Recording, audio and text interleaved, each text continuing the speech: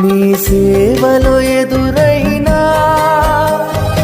ఎన్నో సమస్యలలో నా బలమును చూచుకుని నిరాశ చెందితిని.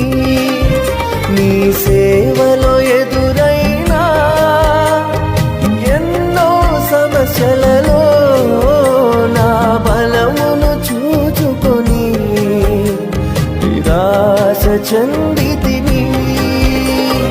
భారమైన ఈ సేవను ఇక చేయలేనని అనుకొనగా, భారమైన ఈ సేవను ఇక చేయలేనని అనుకొనగా, ప్రధాన యాజకుడా యేసు నీ అనుభవాలతో బలపరచుతివి.